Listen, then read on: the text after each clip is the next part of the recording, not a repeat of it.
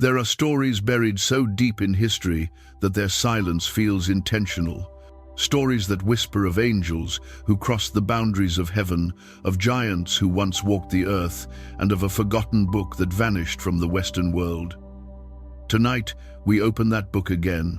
We return to the moment when 200 radiant beings stepped beyond their divine purpose and changed the fate of Earth forever. This is the story of the watchers, of their vow, their fall, and the darkness that followed. And it begins in a world untouched by chaos. Before the world knew war, before kingdoms were built, before the earliest stories were carved into stone, there existed a book, an ancient, luminous record that told of a time when the fabric of heaven brushed against the breath of humanity. It was a time when angels walked the earth, not as distant myths or imagined spirits, but as watchers, guardians, and witnesses to the early dawn of humankind. This book, preserved only in distant lands and long banished from the Western tradition, carries a weight that resonates even now.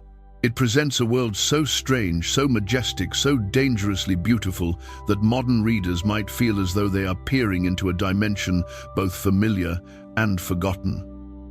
Though lost for centuries to the West, its voice endured among the highlands of Ethiopia, and today it returns not as a relic of superstition, but as a window into one of the oldest and most profound tales ever told. Our story begins not with mankind, but with the heavens. For long before humans made their mark upon the earth, the celestial realms thrived with order, harmony, and purpose. From these realms, God appointed a particular company of angels, 200 in total, to descend to earth. They were not warriors. They were not heralds. They were observers, chosen not for strength, but for purity of intention. Their mission was simple: to watch over humankind, guide without interfering, and maintain the fragile bridge between earth and the divine. They were called the Watchers. At first, their presence brought only quiet reverence. They stood upon mountain peaks where the clouds drifted below them like rivers of white. They kept vigil beside growing valleys and rivers that shimmered under the newborn sun. They witnessed early humanity discovering the rhythm of sowing and harvest, the warmth of fire, the wonder of night skies filled with stars. In these early centuries, the world was young, and humanity lived in close harmony with creation. Rivers were clear as crystal, forests stretched unbroken for miles, breathing with life. Nights were filled with constellations unpolluted by the smoke of cities, shining like watchful eyes from above. Humanity lived simply unaware of the great cosmic drama unfolding around them. For the Watchers, Earth was breathtaking, a place where divine craftsmanship stood unmarred. They watched children chase one another through the tall grass, saw families gather around fires, heard songs rise into the quiet night. And quietly over time, something began to change within them. The more they observed, the more they admired. The more they admired, the more they felt something they were never meant to feel. Curiosity, affection, attachment. Heaven had never prepared them for this. For in the celestial realms, angels loved purely without desire, without longing, without the hungers that define human experience. But earth held a different kind of beauty, a beauty with warmth, breath, and imperfection. A beauty that stirred something dormant within these heavenly beings. It began with glances. A watcher would linger too long, watching the flicker of lamplight upon a woman's face. Another would pause to listen to laughter that drifted through the air like music. Their hearts, if such a word could be used for beings of spirit and radiance, began to change. What once was duty became fascination. What once was distance became longing. In the laws of heaven, a single impure thought is enough to tarnish the radiance of an angel, and once the inner boundary is crossed, the outer boundary becomes easier to step beyond. Among the 200 watchers, their leader Samyaza was the first to confront this awakening. He understood the gravity of what was happening. He knew that if even one of them acted on these forbidden desires, that angel alone would bear the full weight of judgment. Yet he also knew that the desire was not his alone. It was spreading quietly, steadily, among all those who walked the earth. So he called them together. On a night when the moon hung low and full, casting silver light over the rugged slopes of Mount Hermon, the watchers assembled. Their radiance, though dimmed by their inner conflict, still shimmered like a ring of starlight upon the mountain peak. There, Samyaza spoke words that would change the course of both heaven and earth. He proposed an oath. He told them, "If we are to cross this boundary, let us do it together. Let us share the consequences, whether they bring glory or destruction. Let none stand alone." One by one, the watchers agreed. Their oath echoed across the mountain like a tremor rippling through creation itself. With that vow, they severed their allegiance to heaven and stepped willingly into rebellion. The bridge between the divine and the mortal was about to be shattered, and the consequences would echo through every age that followed. After the oath, the descent began. No longer hidden within clouds or perched upon distant cliffs, the watchers walked openly among humankind. Their appearance stirred awe, wonder, and fear. Their forms carried the last glimmer of celestial beauty, tall, radiant with eyes that held the knowledge of ages. Women gazed upon them with astonishment, drawn not only to their otherworldly beauty, but to the mystery and power that surrounded them like a quiet storm. And the watchers, who once felt only distant admiration, now opened themselves to affection, desire, and the alluring pull of mortal connection. This union between an immortal being forged in light and a mortal being shaped from the dust was never meant to exist. It broke the natural order in a profound and irreversible way. From these forbidden unions came the Nephilim. They were giants, literally and symbolically, towering figures whose strength surpassed anything humanity had ever known. Yet with their power came ambition, and with ambition came devastation. They ruled through fear, consumed the earth's resources, and turned their hunger upon humanity itself. Their cruelty was unmatched, their presence overwhelming. They devoured food, livestock, and eventually flesh, driving humanity to the brink of despair. The cries of the oppressed rose from the ground like smoke reaching the heavens. The faithful angels watching from above mourned. The world was slipping into chaos, a chaos that began with a single moment, the oath on Mount Hermon. But the fall of the Watchers was only the beginning.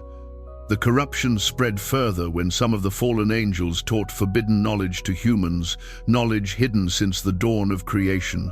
Azazel taught the forging of weapons. Others taught sorcery, enchantments, and the reading of stars. Humanity, once innocent, now possessed tools and secrets that would accelerate their own destruction. The Watchers had come to observe. Instead, they altered the destiny of the world. And now the divine order itself trembled. The skies grew dark, rivers dried, violence spread like a plague. The harmony of creation fractured under the weight of sin and rebellion. Heaven could no longer remain silent.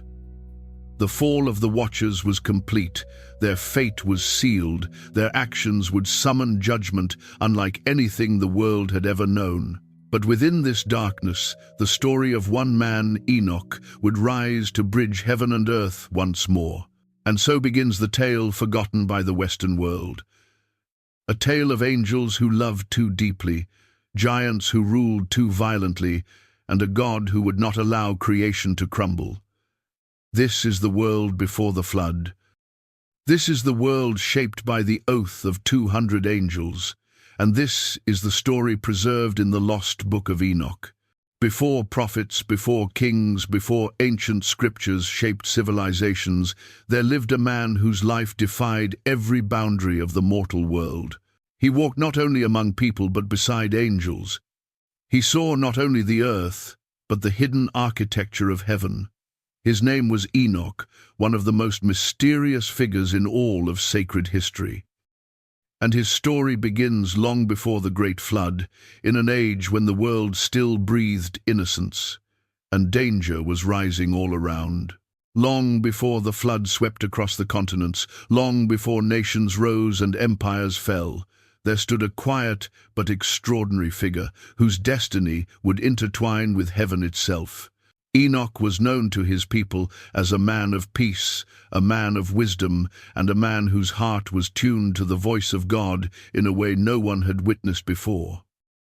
His life unfolded at a time when the world, though young, had already begun to tremble under the shadow cast by the Watchers and their offspring, the Nephilim. Yet unlike the giants who dominated by force or the Watchers who corrupted through forbidden knowledge, Enoch's influence came from a purity so profound that even heaven took notice. Enoch was born into the seventh generation from Adam, a symbolic lineage representing spiritual completeness in many ancient traditions. But far more important than his ancestry was his character. From childhood he displayed an unusual sensitivity to the rhythm of creation, the movement of stars, the flow of seasons, the subtle ways in which life breathed under the guidance of the divine. His people often found him awake before dawn, seated upon a hilltop, watching the horizon as though listening to music only he could hear. Some believed he was simply contemplative. Others whispered that God favored him with visions. Enoch never claimed any of these things for himself. Instead, he lived with humility, offering counsel when sought comfort when needed, and prayer when darkness loomed. What set him apart was not ambition, but attention. He paid attention to the world, to the signs written in the heavens, and to the quiet voice that stirred within his soul. This attention would eventually open a path no mortal had ever walked. While the Watchers descended from their heavenly stations and fell deeper into rebellion, Enoch ascended inwardly into the mysteries of the divine. He witnessed firsthand the corruption spreading across humanity. Villages torn apart by the violence of the Nephilim families, seduced by the forbidden teachings of fallen angels, tribes drawn into conflict through weapons forged from secrets, never meant for human hands. Yet Enoch did not despair. Instead, he interceded. He prayed for his people. He prayed for the earth, and astonishingly, he prayed even for the Watchers whose actions had torn the fabric of creation. In a world saturated with fear, he remained a fountain of hope. It was this hope, this unwavering faithfulness, that would eventually summon the attention of the archangels. One night, as Enoch walked alone through a meadow illuminated by a pale, shimmering moon, the air shifted around him. The breeze ceased. The crickets fell silent. Even the distant call of the night birds faded into stillness. The world, it seemed, held its breath. A radiant light emerged above him, not blinding but warm and alive, like the glow of dawn, concentrated into a single hovering presence. From this light stepped three figures, majestic, tall, and clothed in garments woven from the breath of stars. Their wings unfolded softly, stirring the grass without bending it. Enoch trembled, not in fear, but in awe. He understood immediately that these were not Watchers. These were beings of higher order, faithful to heaven's throne. The archangel Michael spoke first. His voice was steady and resonant, like the echo of ancient mountains. He told Enoch that heaven had witnessed the spreading darkness. The cries of humanity had reached the throne, and God, in his compassion, had chosen Enoch to become a messenger, a bridge between mortal and immortal realms. Enoch, overwhelmed, bowed deeply. He did not consider himself worthy of such a task. Yet the archangels assured him that his humility was precisely what made him chosen. Over the following years, Enoch would receive visions, dreams, and encounters that revealed truths hidden since the creation of the world. He would learn the secrets of the luminaries, the pathways of the sun and moon, the cycles of the stars, and the calendar that heaven used to mark sacred time. He would hear prophecies concerning the great flood, the coming judgment, and the redemption that would one day restore creation. These revelations did not come in a single moment. They unfolded gradually like a scroll, slowly unrolling before his eyes. One of the earliest visions came at dawn. Enoch stood on a ridge overlooking a valley where mist curled like silver smoke.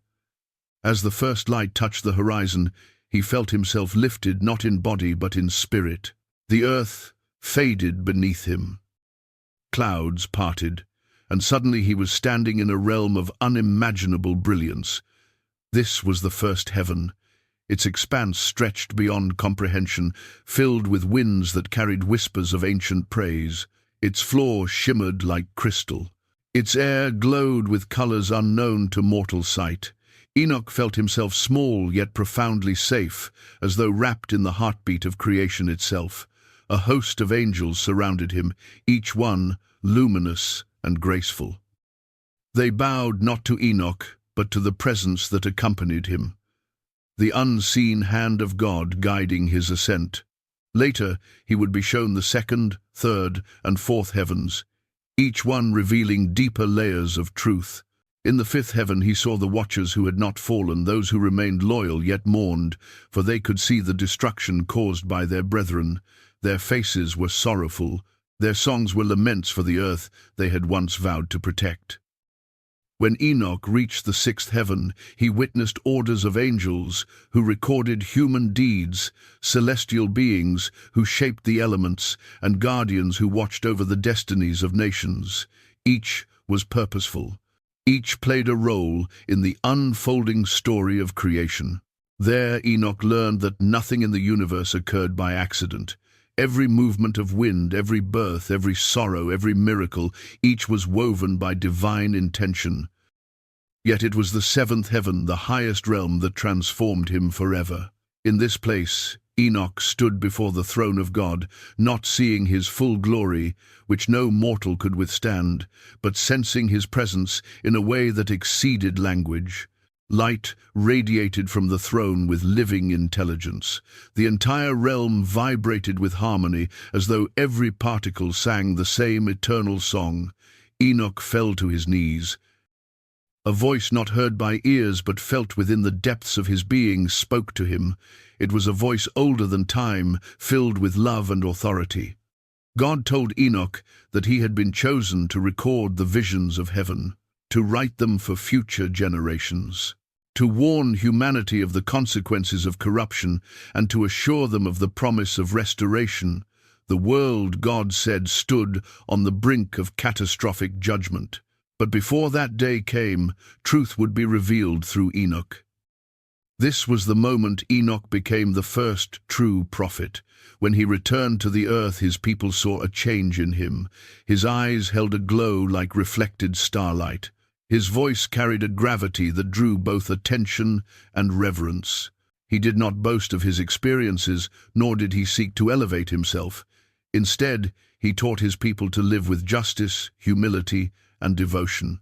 He warned them of the dangers spreading through the land, dangers born from the rebellion of the Watchers.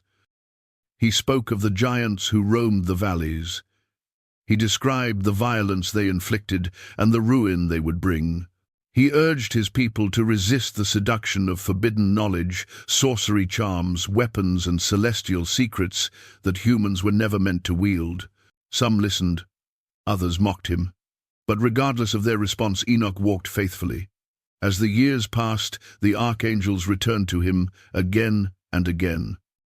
They revealed details of the coming flood, the imprisonment of the fallen angels, and the renewal that would follow. They showed him a timeline of human destiny, 10 great epochs leading to ultimate judgment and restoration. But perhaps the most remarkable moment of Enoch's life came near its end. One morning he awakened with a sense of peace he had never known. The sky outside his dwelling glowed with an unusual radiance, and the air was filled with a gentle hum.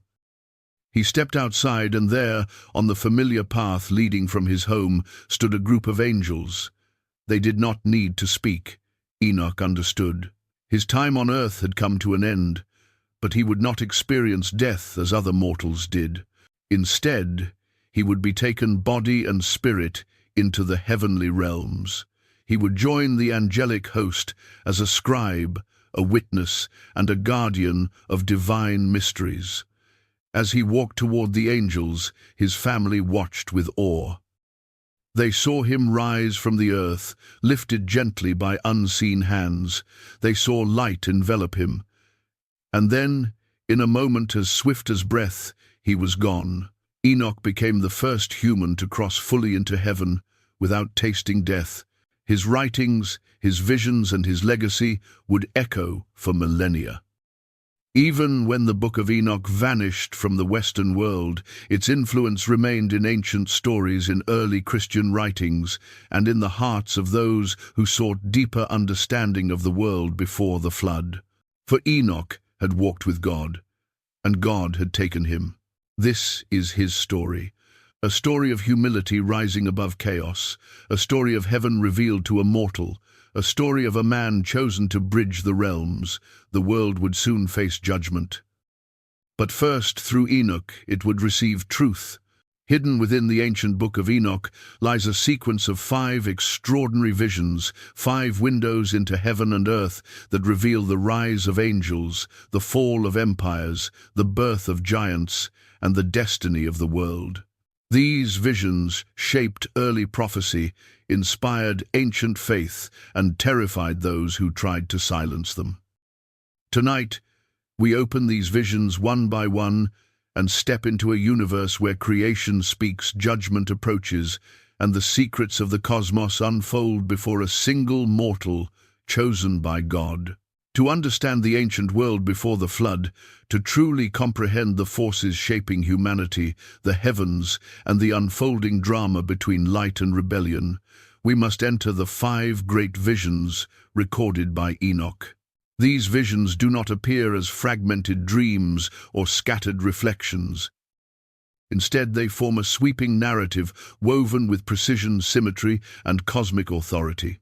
Within these visions, we encounter angels who guard the foundations of creation, celestial beings who keep watch over time itself, fallen watchers whose choices alter history, and prophecies that extend far beyond the era of the Nephilim. The Book of Enoch does not offer small revelations. It offers a universe alive, structured, magnificent, and trembling under the weight of divine justice. The first vision, the Book of the Watchers. The first vision transports us back to the moment when the Watchers descended upon the earth. Enoch writes not merely as an observer, but as one who has walked the heavens and returned with clarity. Through him, we witness the gathering on Mount Hermon, where 200 angels made their oath, a vow that would sever them from the realm of divine purity.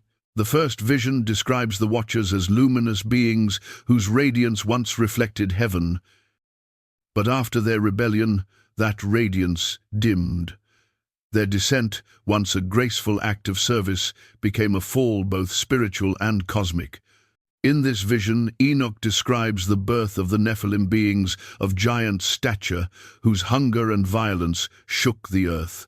These giants learned war from the teachings of Azazel, who introduced humanity to blades, armor, and instruments of destruction. The world, once peaceful, spiraled into chaos as the Nephilim dominated villages, overturned cities, and devoured everything in their path. Yet the first vision is not merely a tale of destruction. It establishes the tension between divine justice and celestial rebellion. Enoch hears the pleas of humanity rising like smoke. He sees archangels gazing down with sorrow, seeking guidance from God. The fate of the Watchers hangs in the balance, and the seeds of judgment are planted. The second vision, the Book of Parables. The second vision shifts from past to future.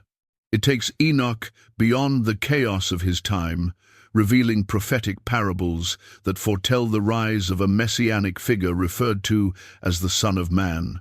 This title would later echo in the teachings of early Christians, resonating deeply with their understanding of divine intervention. In this vision, Enoch sees a throne of glory surrounded by flames that do not consume but purify. Upon the throne sits the Ancient of Days, whose presence radiates wisdom older than creation itself. Before him stands one like a human, yet bearing authority that transcends the limitations of mortal flesh. This figure, mysterious, radiant, and just, will judge the watchers, the kings of the earth, and the powers that corrupt humanity. The parables speak of a time when the wicked will be stripped of their thrones, when the righteous will rise, and when every hidden deed will be called into account. But perhaps most striking in this second vision is Enoch's description of compassion woven into judgment. The Son of Man does not merely punish. He gathers the humble, restores the oppressed, and brings light to a world overshadowed by tyranny. This messianic hope forms a bridge between ancient writings and later Christian prophecy, revealing Enoch's profound influence on spiritual imagination across centuries. The third vision, the astronomical book. Next, Enoch is taken into an entirely different realm, one of cosmic order, mathematical precision, and celestial authority. In the third vision, the astronomical book, he is shown the movement of luminaries, the sun, the moon, the stars, and the winds that guide the changing seasons. What makes this vision remarkable is the structure of time. Enoch describes a year of 364 days, divided with symmetry and purpose. This heavenly calendar aligns with the cycles of creation, supporting rituals and seasons ordained by divine logic. In this vision, angels act not as warriors, but as cosmic caretakers. Some measure the paths of the stars, others open gates of light at dawn and close them at dusk. Some command the winds that bring rainfall. Still others oversee the tides and the boundaries of oceans. Enoch learns that nothing is random. The earth breathes in rhythm with heaven itself. The third vision offers a glimpse of a universe far more interconnected than modern minds often imagine. It portrays creation as a sanctuary ordered, purposeful, and sustained by divine intelligence. And yet, within this order, Enoch sees a warning. When humanity disrupts the harmony of creation, the balance trembles. The fourth vision, the Book of Dream Visions. The fourth vision is one of the most haunting and symbolic sections of the Book of Enoch. Through dreamlike imagery, Enoch is shown the entire story of humanity, from Adam to the era of the flood, from ancient elders to future generations, whose lives would unfold long after Enoch's own. In these dreams, people appear as animals, each representing tribes, nations, or spiritual conditions. Some are pure and gentle, others are fierce and devouring. Angels appear as shepherds, guiding or disciplining these herds, depending on their faithfulness. Enoch sees the rise of the Nephilim, depicted as massive beasts, towering over fragile flocks. He witnesses wars represented by great horns clashing. He sees corruption spreading across the earth as darkness creeping across once bright fields. One of the most striking moments in the fourth vision occurs when Enoch witnesses the coming flood. The waters rise in his dream, not as chaotic destruction, but as cleansing judgment. The earth trembles as the giants are swept away, and creation begins anew. Enoch awakens from these dreams with a sense of profound urgency. He writes them for future generations, knowing that symbols often endure longer than literal words. Through dreams, he tells the story of humanity's struggle, humanity's fall, and humanity's hope. The fifth vision, the Epistle of Enoch. The final vision differs from the others. It is not simply a record of events or cosmic order. It is a message, a direct epistle from Enoch to his children, to their descendants, and ultimately to all generations that would one day inhabit the earth. In this letter, Enoch breaks the story of the world into 10 great epochs, often referred to as the 10 weeks of history. Each week represents a spiritual era, marked not by years as humans measure them, but by shifts in the moral and cosmic environment. The early weeks describe the innocence of creation, followed by the rebellion of the Watchers and the corruption of the Nephilim. The middle weeks reveal the rise of prophets, the formation of sacred wisdom, and the growing struggle between light and darkness. The final weeks point toward ultimate judgment, a day when the wicked will vanish like shadows at dawn and the righteous will shine like the stars. In the fifth vision, Enoch speaks with both tenderness and authority. He urges future generations to remain faithful, to avoid the temptations that destroyed the watchers, and to align themselves with the divine rhythm that governs creation. He warns of leaders who will misuse power, of nations that will fall into violence, and of societies that will forget the lessons of the ancient world. Yet he also promises restoration, a time when truth will rise again, when justice will reign, and when the earth will be renewed. The fifth vision serves not only as prophecy, but as an anchor for humanity, reminding us that even in the darkest ages, God has never abandoned his creation. The unity of the five visions. Taken together, these visions reveal a universe far more complex than the world we see with our eyes. They present creation as a living tapestry woven with threads of light, choice, consequence, judgment, and hope. They show us the fall of celestial beings, the rise of corrupted giants, the unfolding of cosmic order, the destiny of nations, and the promise of ultimate restoration. For modern readers, especially those across America and Europe, these visions offer not only ancient wisdom, but a story that resonates with universal themes: the danger of power misused, the fragility of innocence, the hope of redemption, and the eternal struggle between good and evil. Enoch's visions bridge heaven and earth. They connect the cosmic with the personal, the ancient with the future, the divine with the human heart. And though these visions were hidden for centuries, they speak again today with clarity, urgency, and astonishing relevance.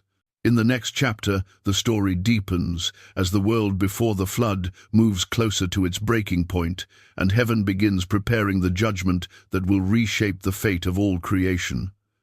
Some books vanish by accident. Others disappear by design. The Book of Enoch belonged to the second kind, a text so bold, so unsettling, and so filled with cosmic secrets that ancient leaders chose to silence it. But why? Why remove a story that shaped prophecy, inspired early believers, and revealed a universe alive with angels and judgment?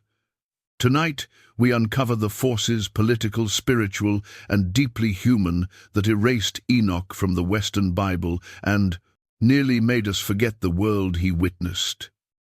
For centuries, the Book of Enoch existed at the very edge of sacred memory, a whisper, a rumor, a relic preserved not by empires or councils, but by distant hands in the highlands of Ethiopia. How could a book once known to prophets, quoted by early Christians, and treasured by ancient communities suddenly fall into silence?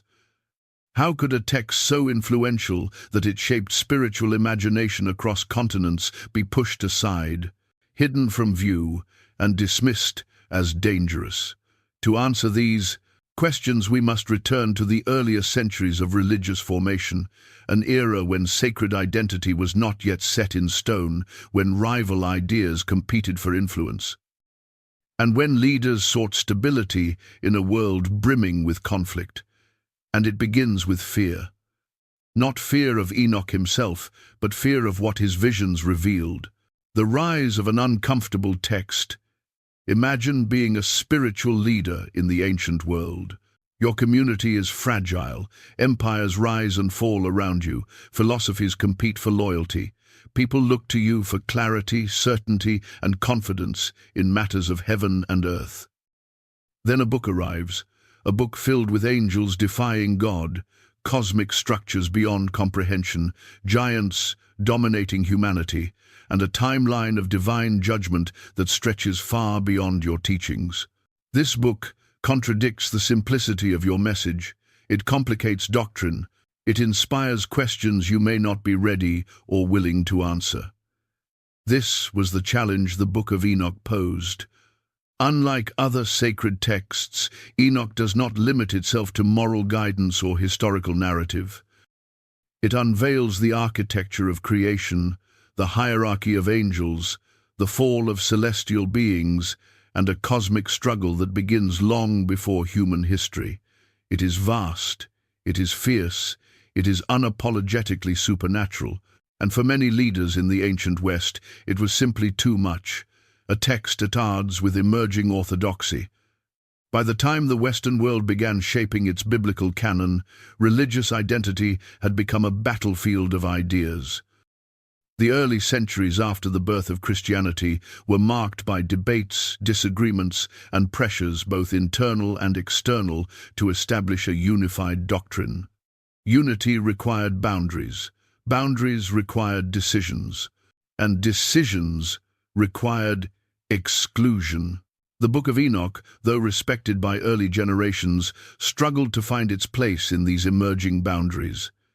Its themes were too complex, too raw, too expansive for a tradition seeking clarity. And its explanations of evil, rooted not in human choice alone, but in angelic intervention, conflicted with doctrines that placed moral responsibility squarely upon humanity. If evil began with angels teaching forbidden arts, corrupting creation, and fathering giants, then where did human accountability fit? The growing Western tradition preferred a simpler explanation. Evil begins with human disobedience, not celestial catastrophe. Enoch's story did not align with this vision. The Watchers as a theological threat. One of the most controversial elements of the Book of Enoch was its detailed account of the Watchers. These angels, originally sent to watch over humanity, became seduced by earthly beauty. Their rebellion produced the Nephilim, whose violence nearly destroyed the world. This story introduced several uncomfortable themes: angels capable of desire, angels capable of sin, angels capable of teaching forbidden knowledge, angels capable of reshaping human destiny. To many leaders in the Western Church, this portrayal was dangerous. Angels in their doctrine should represent purity, obedience, and flawless devotion. But Enoch's watchers were flawed, emotional, conflicted, and painfully similar to humans. The idea that heavenly beings could fall this far challenged the purity of heaven itself. And if heaven could be shaken by rebellion, then what did that say about divine order? The simplest solution was to remove the problem altogether. The cosmic scale of Enoch's visions. Beyond theology, the Book of Enoch overwhelmed its readers with scale. It presented 7 heavens, angelic armies, calendars older than time, portals of light and shadow, cosmic forces guiding creation, prophecies that reached far beyond the lives of ancient listeners. This was not a small, approachable world. It was a universe, a cosmic opera unfolding above and around humanity. For some, this grandeur was inspiring. For others, it was intimidating. Leaders shaping the Western canon sought stability, and stability thrives on simplicity. Enoch did not offer simplicity. It offered vastness, depth, and mysteries that refused to stay quiet. Political pressures and imperial influence. Religion does not evolve in a vacuum. It develops within empires, empires with agendas, strategies, and expectations. As Christianity grew within the Roman world, it faced pressure to present a unified, orderly doctrine. Chaos, disagreement, or unrestrained mysticism threatened both the Church's unity and its relationship with the state. The Book of Enoch, filled with rebellious angels, corrupt rulers, cosmic judgment, divine wrath upon powerful beings, did not comfort empires. It challenged them. Enoch's visions warned that no throne, no king, no power on earth could escape judgment. And when religious leaders worked closely with political authorities, such warnings could become inconvenient. Removing the book became a way to maintain harmony between church and empire. The shift from mystery to institution. In the earliest days of faith, mystery was embraced. Prophets spoke of visions, angels visited shepherds, heavens opened, The supernatural world felt close enough to touch. But as centuries passed, faith transformed from movement to institution. Institutions demand structure. Structure demands predictability. Predictability demands boundaries. Mystery, especially the kind found in Enoch's visions, does not stay within boundaries. Enoch described heavenly realms in detail. He introduced angelic duties, cosmic mechanisms, and prophetic mysteries that challenged conventional teaching. Leaders feared that allowing this book into the canon would open the door to uncontrolled interpretations and perhaps even spiritual chaos.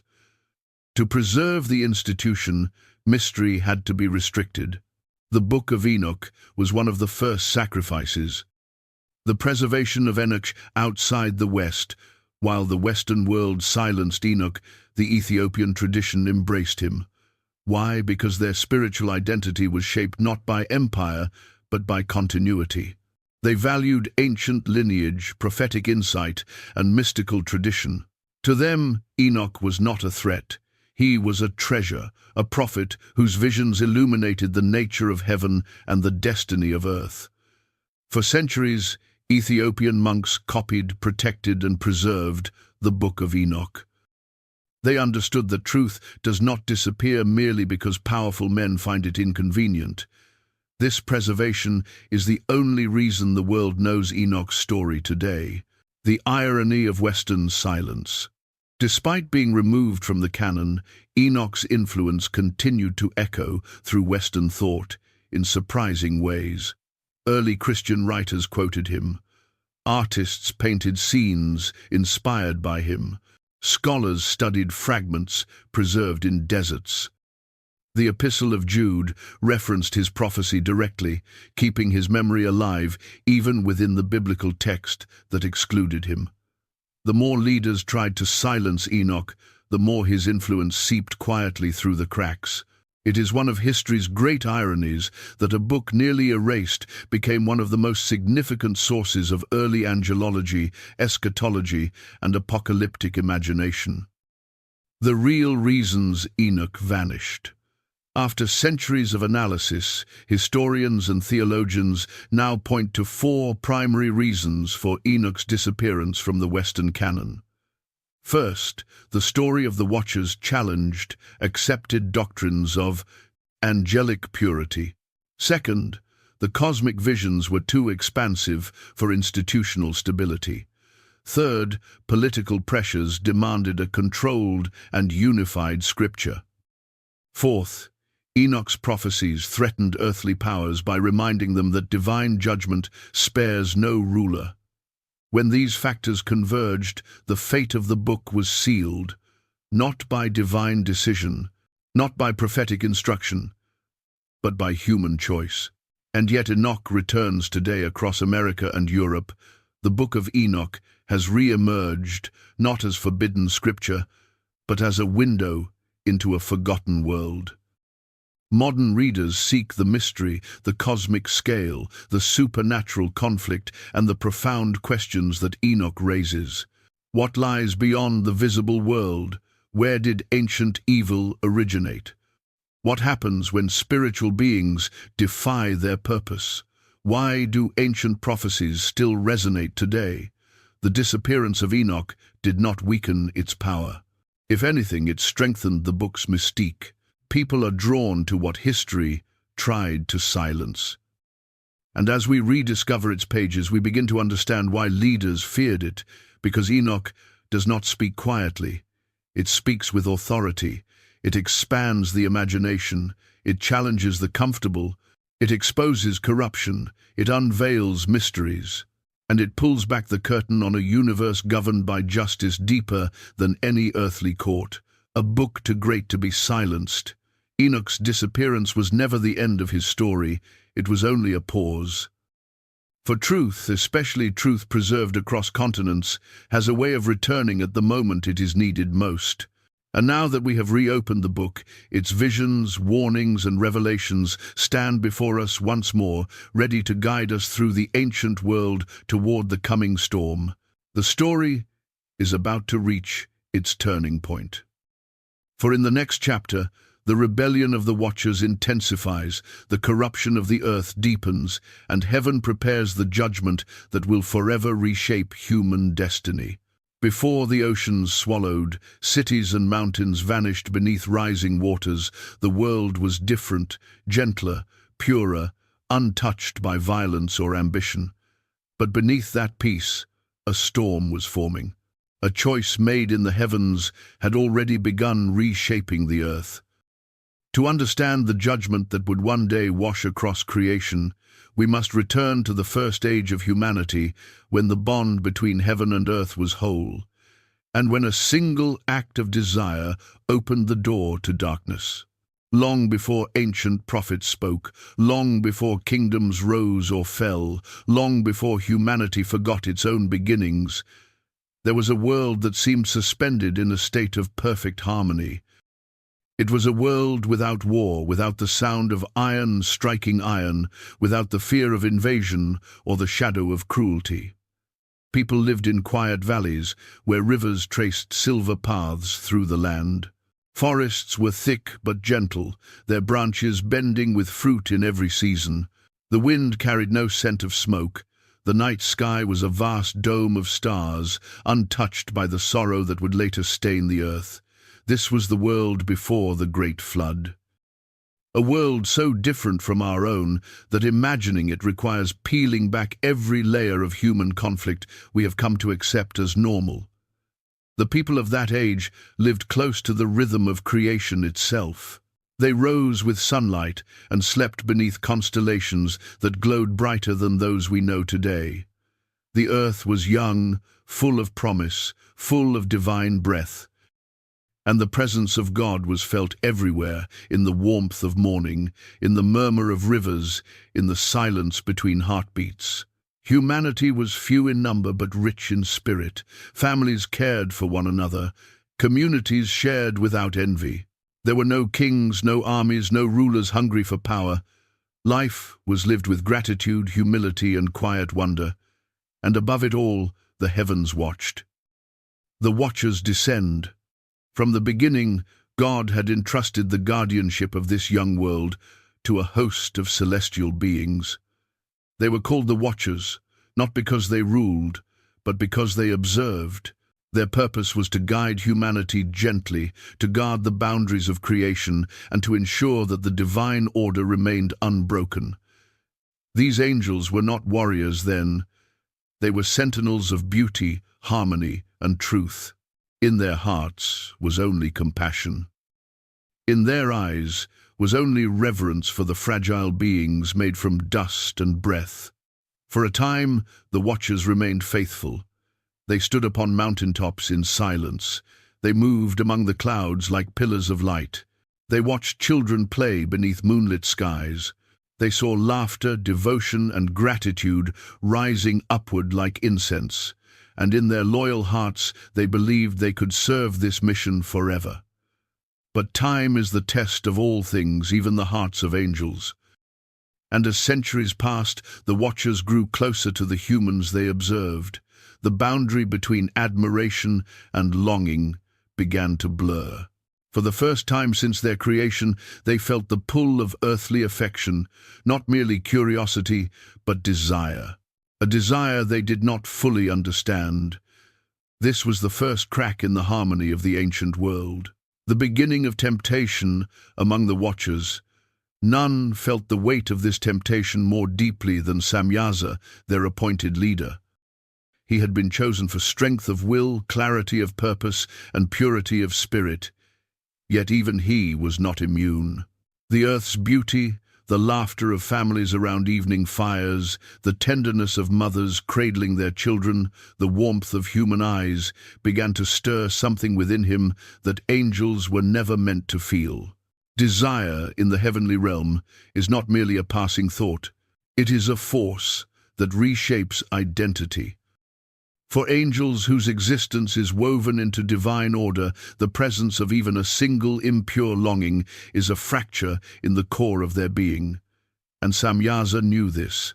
He knew that if he alone yielded to the desire growing in his heart, he would bear the full judgment of heaven. But if others joined him, If all the watchers made the same choice, then the weight of guilt would be shared, and none would fall alone. This was the seed of rebellion. Not a rebellion of swords or banners, but a rebellion of the heart. The oath on the mountain Samyaza gathered the watchers atop Mount Hermon, a place where clouds drifted like veils and the earth stretched out in endless valleys below. The air trembled as 200 angels descended their radiance, casting long shadows across the stone. They stood in a circle, silent, waiting for their leader to speak. Samyaza lifted his voice, a voice once steady with divine purpose, now trembling with dangerous resolve. "We cannot resist the longing any longer," he confessed. "The daughters of men are beautiful, their hearts draw us, their lives stir us, and we desire to walk among them not as watchers but as companions." A murmur rose among the angels. Fear, curiosity, agreement. Samyaza's eyes hardened. "If we do this thing, heaven will judge us. But if we swear an oath, if we bind ourselves together, then none will bear the punishment alone." One by one, the watchers nodded, not because they lacked understanding, but because temptation had already begun its quiet conquest. Together, they spoke the oath that would break the peace of the ancient world. "We swear to abandon the place appointed to us. We swear to take daughters of men as wives. We swear to walk the earth whatever judgment may come." Their voices echoed across the mountains, carried by the wind like a prophecy of sorrow. And in that moment, the heavens grew still, as though waiting for the inevitable consequence of this choice. The angels walk the earth. When the watchers descended from Mount Hermon, they did not hide themselves in shadow. They walked openly among humanity, radiant and tall, their faces shining with remnants of their heavenly origin. To the people of the earth, they seemed like gods, beautiful, powerful, otherworldly. Women were drawn to them not merely by appearance, but by the strange pull of their presence. The watchers, once guardians of purity, now gave themselves to mortal desires. They took wives, they built homes, they abandoned their heavenly nature for earthly union. But this union was never meant to exist. The merging of divine and mortal blood brought forth a race unlike anything the world had ever seen. These children were called the Nephilim, giants of immense strength, fierce appetite, and terrifying ambition. At first, their presence seemed like a gift. They were strong, capable of defending villages, clearing forests, lifting stones too heavy for dozens of men. But as they grew, their power grew faster than their wisdom, their hunger grew faster than their compassion, their pride grew faster than their restraint, and soon the earth trembled beneath their steps. The rise of violence. The Nephilim were not born with humility, they were born with power. Power unchecked by conscience becomes cruelty, and cruelty spreads like fire. Villages once peaceful now lived under fear. Farms were raided, walls were torn down. Men were slain for sport. The Nephilim consumed livestock, then wild game, then crops. But their hunger did not end. When the earth could no longer supply what they demanded, they turned upon humanity itself. The world before the flood became a place of terror. Mothers hid their children in caves. Fathers armed themselves with wooden spears that shattered against the skin of giants. Entire communities fled into forests, seeking safety in distance and darkness. But even the forests could not hide them forever. Across the land, blood stained the soil. Rivers carried whispers of violence. The skies darkened not with weather but with divine sorrow. And the watchers, once entrusted to protect humanity, watched helplessly as their children tore the world apart. This was the outcome of desire born without wisdom. This was the consequence of stepping beyond divine boundaries. Forbidden knowledge unleashed, the corruption of the earth did not end with the birth of giants. The watchers, already fallen in spirit, began teaching humanity secrets that were never meant to be revealed. Azazel, bold and reckless, taught men the forging of weapons, swords sharper than obsidian spears, tipped in iron shields, strong enough to challenge the giants. For the first time, men learned to kill, not with their hands, but with tools of war. Samyaza taught enchantments and sorcery, whispering forbidden incantations into the ears of those hungry for power. Magic seeped into the world like a dark river, twisting human hearts until worship was replaced by rituals meant to summon spirits and bend destiny.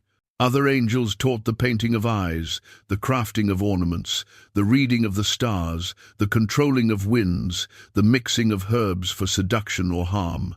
Knowledge is a gift only when given with pure intent. When given in rebellion, it becomes destruction. The harmony of the ancient world shattered, nature itself recoiled. The skies dimmed, the earth cracked. Humanity, once pure, stumbled deeper into darkness. The earth cries out. In the midst of suffering, something extraordinary happened.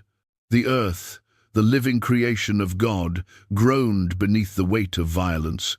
The cries of humanity rose into the heavens like thunder. Even the animals fled in terror from places once peaceful. The faithful angels looked down, hearts heavy with grief. They saw the destruction caused by their fallen brethren. They saw the corruption spreading like a poison. They saw the once beautiful world cough under the strain of sin. A decision had to be made. The harmony of creation could not survive much longer. Heaven prepares for judgment high above the collapsing world. The four archangels gathered: Michael, Gabriel, Raphael, and Uriel. They stood before the throne, radiant with sorrow, and delivered the cries of humanity to God. And God, hearing the suffering of his creation, prepared the judgment that would cleanse the earth.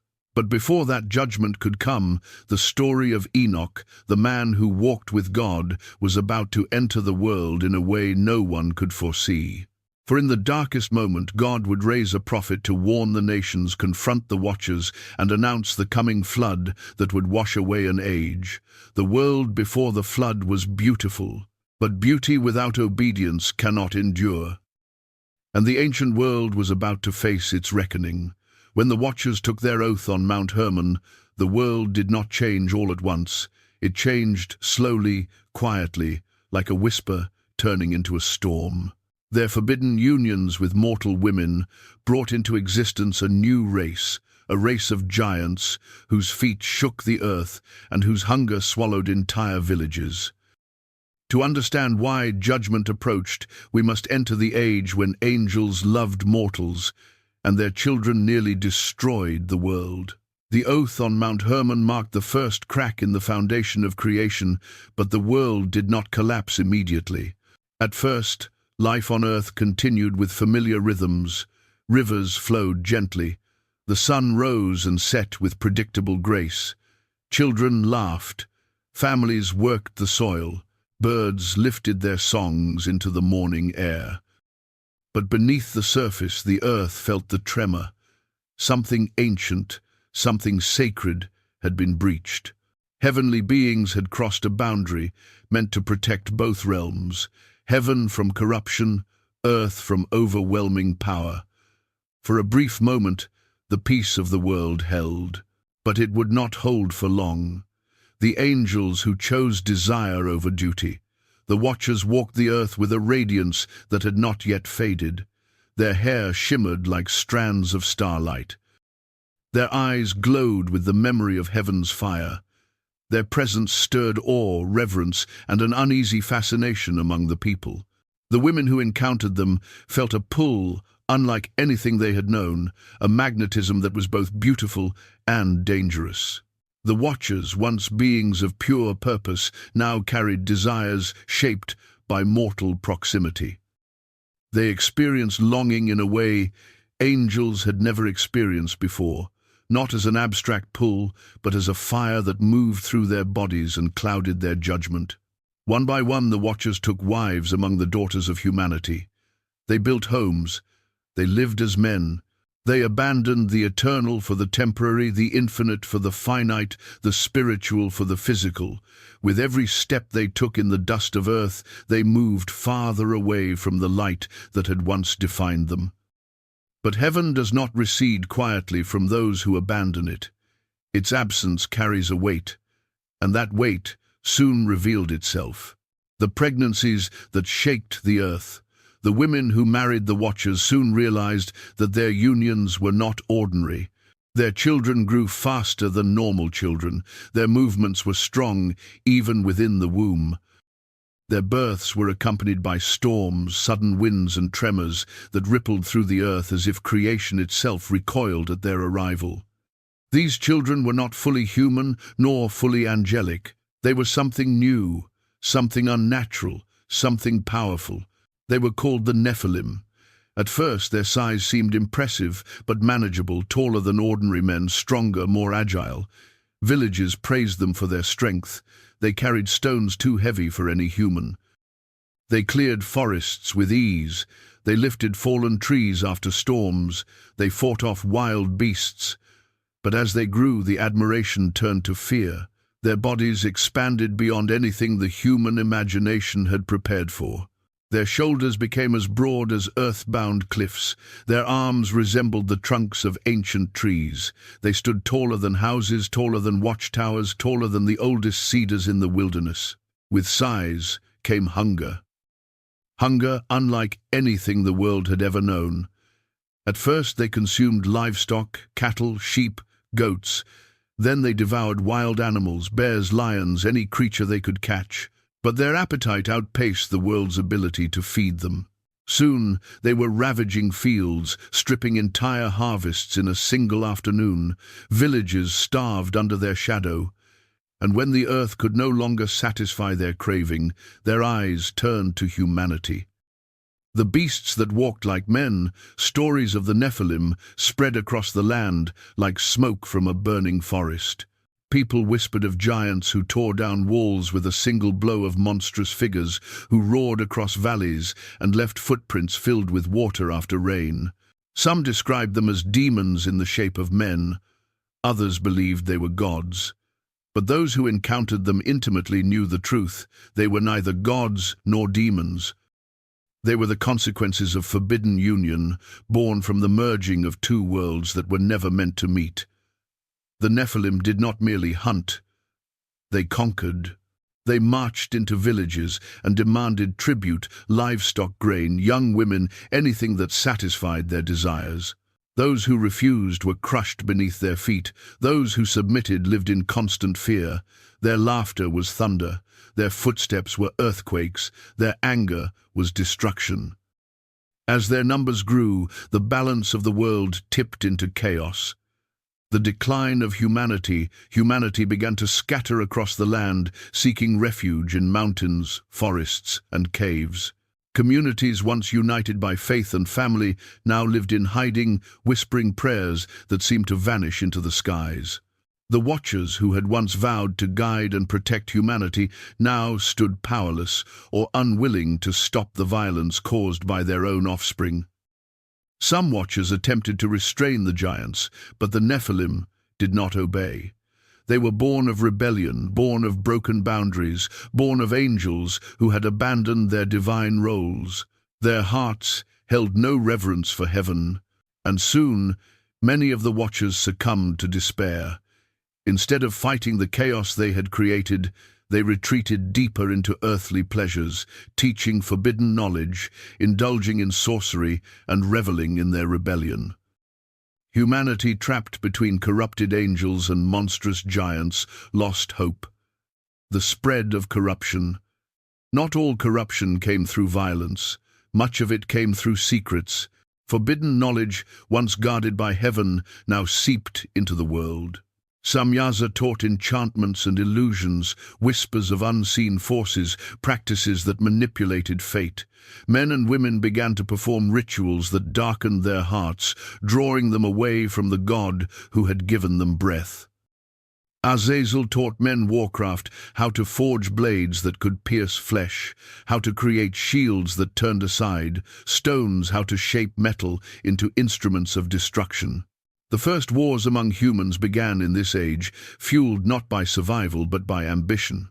Another watcher taught the art of ornamentation, the painting of faces, the crafting of jewelry meant to inflame desire. Vanity and seduction replaced humility and devotion. Others taught astrology of the forbidden kind, methods of summoning spirits, interpreting omens, manipulating the natural order. Humanity's innocence evaporated. What began as temptation became obsession. What began as curiosity became dependency. What began as rebellion became identity. The world before the flood was no longer pure. It was no longer safe. It was no longer the world God had designed. The giants turned against themselves. As the Nephilim grew in number, they began to fight among themselves. Pride fueled conflict. Territory became sacred. Family lines split into rival clans. The giants who once terrorized humanity now turned their violence on one another, shaking mountains with their battles, flooding valleys with blood. Their rage cracked the earth. Their war cries echoed across continents. Their destruction seemed unstoppable. Humanity watched from hiding powerless. The earth groans. The earth itself began to change. Forests withered under the giants' rampage. Rivers ran red with blood. Animals fled from regions once filled with life. Storms grew unpredictable. Seasons fell out of alignment. It was as though creation could no longer bear the weight of sin. Scripture later described this moment as the world groaning, a creation crying out under the pressure of corruption. But the groan was not merely metaphorical. It was real. It was physical. It was spiritual.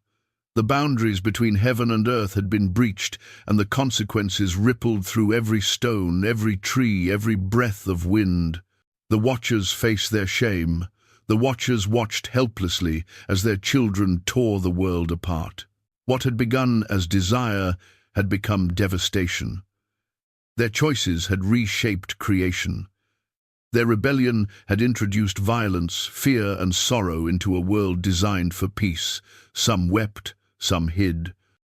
Some embraced their sin even deeper, but all knew judgment was coming, and they feared it. The final straw. One ancient tradition says that the final breaking point came when the Nephilim, in their insatiable hunger, began to consume not only animals and crops, but the very humans whose mothers had birthed them. The moment the giants turned against humanity completely, the cry of the earth rose with such intensity that it pierced the heavens. The archangels heard it.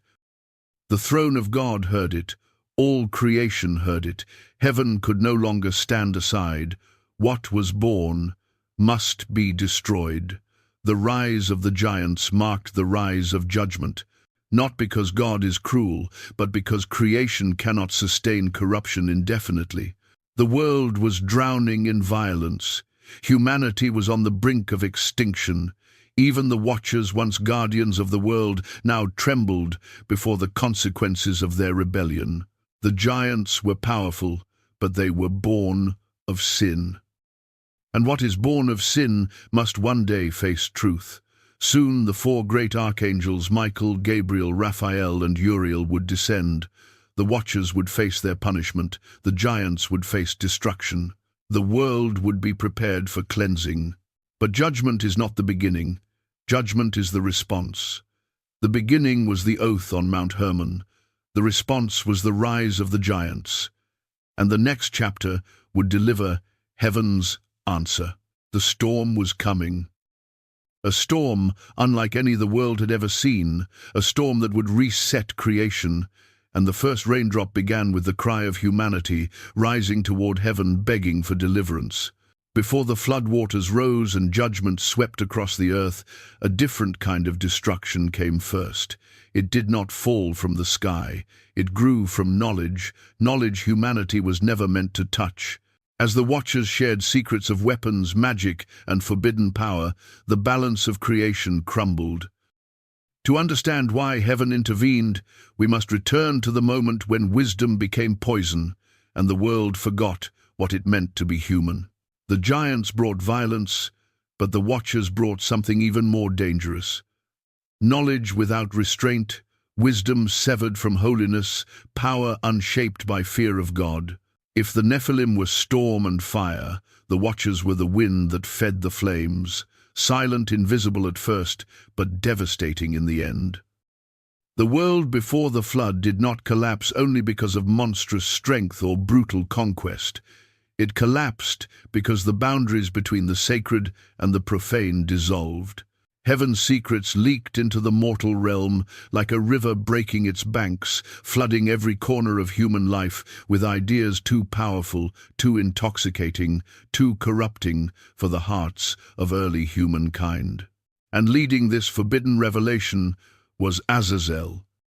Azazel and the forge of war. Azazel was not the most powerful of the Watchers, nor the most admired, but he was the most ambitious. Even before the oath on Mount Hermon, he had gazed upon earthly materials with fascination, iron hidden beneath mountains, copper veins running through the earth, stones that reflected fire when struck. Where others saw beauty, Azazel saw potential. Where others saw raw material, he saw weapons. Where others saw peace, he saw opportunity. After the Watchers descended fully into their rebellion, Azazel traveled from settlement to settlement, teaching men what he called the arts of shaping the earth. He spoke of chisels, smelting furnaces, and hammers. He taught humans how to build forges, pits where fire burned hotter than anything they had ever known, and soon iron flowed like molten blood. Azazel's first gifts were tools meant for harvesting and construction, plows sharper than stone knives to carve wood axes to fell trees. The people rejoiced. Crops grew easier, homes rose faster, forests parted more willingly. But Azazel did not stop there. He taught them to shape iron into blades, the first swords. He showed them how to balance spears, how to harden arrowheads, how to mold shields. The first weapons forged by human hands gleamed with unnatural sharpness, reflecting both firelight and the hunger stirring within the hearts of men. Humanity, once gentle and communal, began to feel something new: power. Power over animals, power over neighbors, power over life itself. With every lesson, Azazel taught the world edged closer to violence. The first wars. For generations, humanity had lived without war. Disagreements existed, but they ended with conversation or separation, not bloodshed. But weapons changed everything. The strongest took up blades and realized they no longer needed to negotiate. The proud began carving territory into borders. Villages, once bound by kinship, now guarded their fields with spears. The notion of mine became sharper than any sword. The Watchers watched this transformation with differing reactions. Some, corrupted by desire and pride, admired the growing chaos. Some were horrified, realizing the consequences of their teachings. Some pretended not to see, but none could undo what had begun. And when the giants learned of these weapons, they laughed. The blades that could end human life bounced harmlessly off their skin, yet the presence of weapons awakened something in them as well. They took the idea of war and magnified it, waging battles so violent that entire valleys were reshaped by their clash.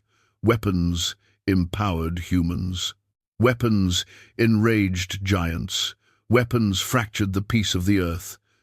This was Azazel's legacy. But the destruction brought by metal was only one part of the downfall. The sorcery of Samyaza, where Azazel taught the craft of war, Samyaza, the leader of the fallen Watchers, taught something more subtle and more seductive: sorcery. He whispered secrets of the unseen realm into the ears of men and women hungry for influence. He taught incantations that manipulated natural forces, rituals that called upon spirits, enchantments that bent the will of others.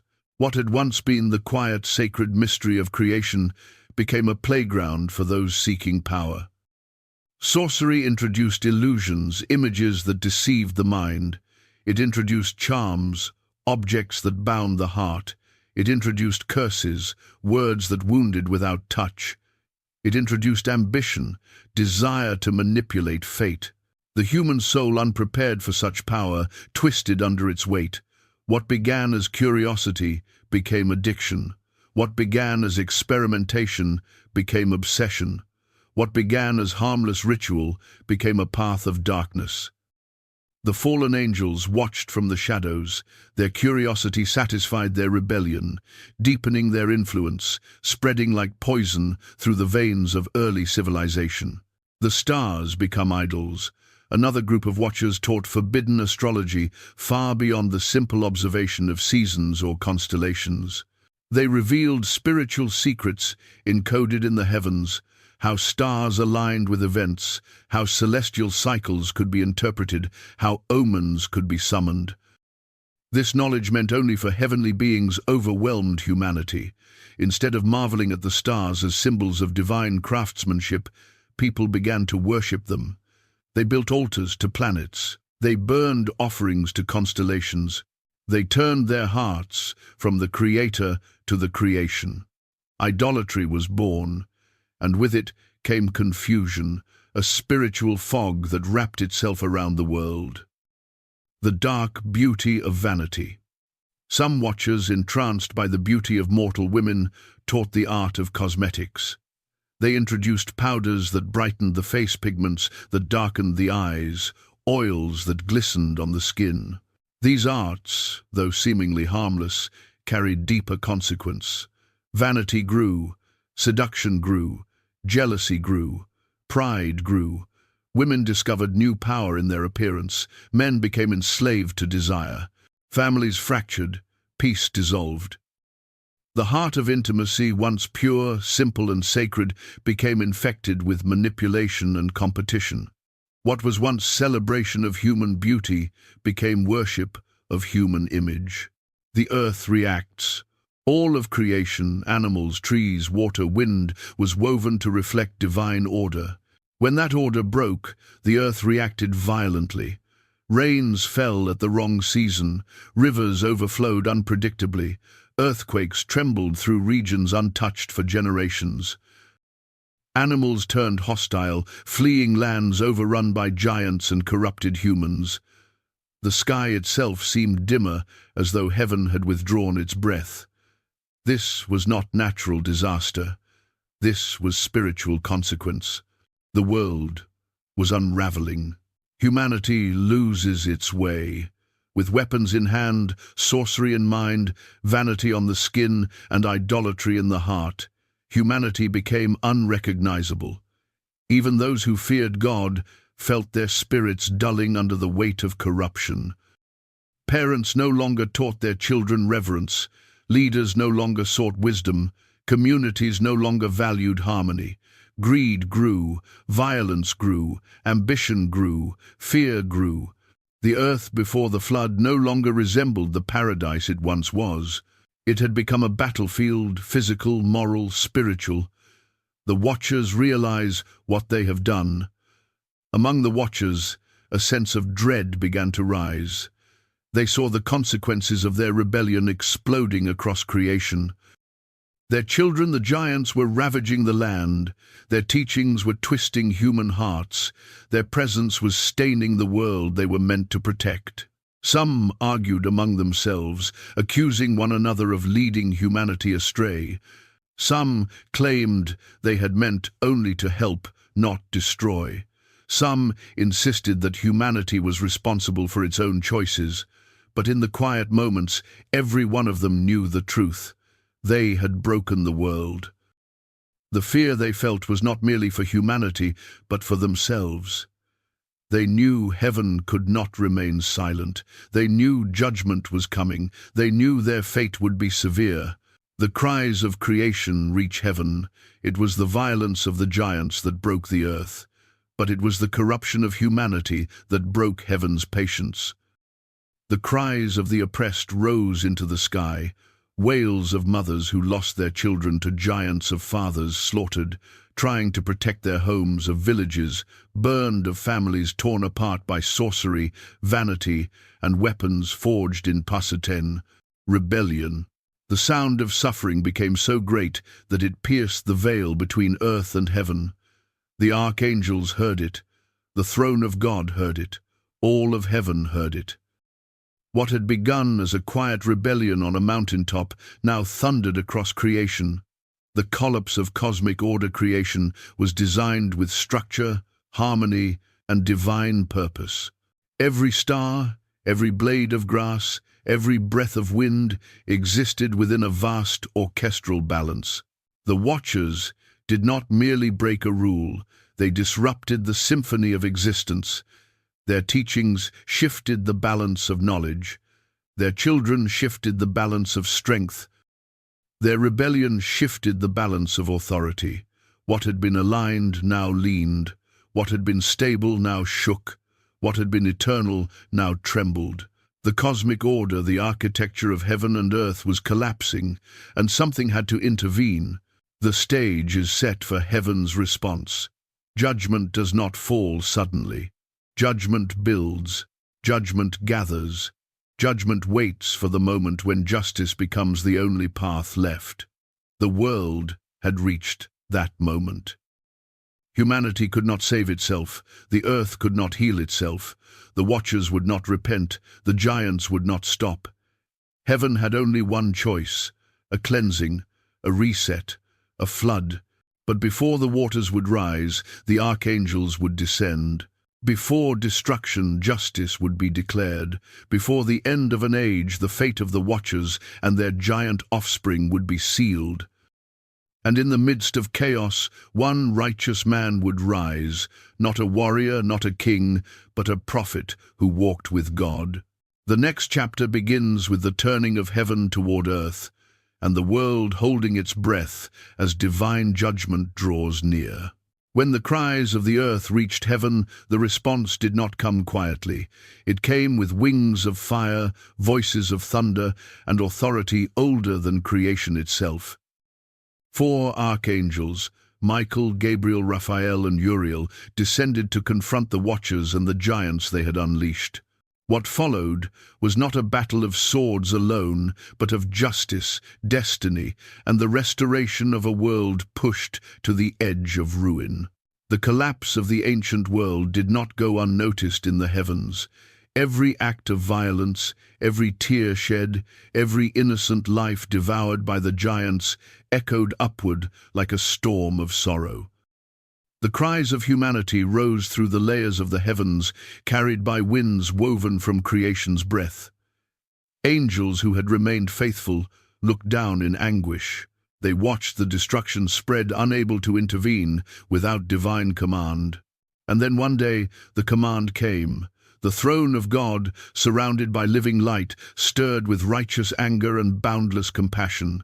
The corruption of the Watchers had reached its limit. Their offspring had ravaged the world beyond repair. The sacred balance of creation, time, breath, life, and purpose shook beneath the weight of rebellion. Judgment was not simply necessary. Judgment was inevitable. And so God summoned 4 of the most powerful beings in all creation: Michael, Gabriel, Raphael, and Uriel. These were not ordinary angels. They were archangels, commanders of heavenly armies, keepers of cosmic order, guardians of divine justice. Each one carried authority over a corner of creation. Each one was shaped by purpose beyond human comprehension. Each one would play a role in restoring the earth. The summoning of the 4. The heavens trembled as the 4 archangels gathered before the throne. Light radiated from them, Not the soft glow of stars, but the fierce brilliance of truth. Their wings spread like storms forged of lightning and cloud. Their eyes held the knowledge of ages and the clarity of divine mission. Uriel stepped forward first, his voice carrying the stillness of dawn. "The earth cries out," he said. "Its foundations tremble. Creation groans beneath corruption." Raphael bowed his head.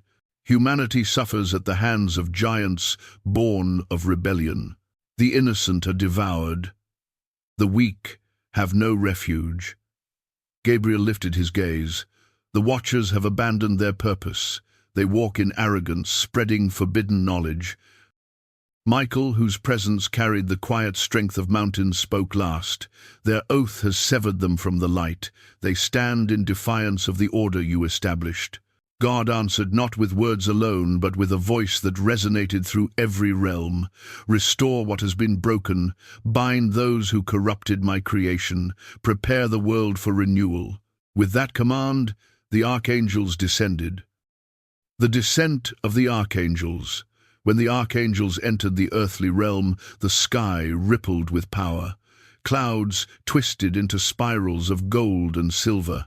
Winds swept across the land, carrying a hum that vibrated in the bones of every living being. Even the giants felt something shift, though they did not understand it. The Watchers, however, understood immediately. They sensed the weight of heaven descending upon them. Fear pierced their hearts, fear not born of physical threat, but of divine truth. For the first time since their rebellion, they realized the magnitude of their actions. They had broken creation. They had broken their oath. They had broken themselves. Michael landed upon a mountaintop with a roar that split stone. His presence alone shook the earth, sending tremors across valleys below. Wings of burning white unfurled behind him, illuminating the sky.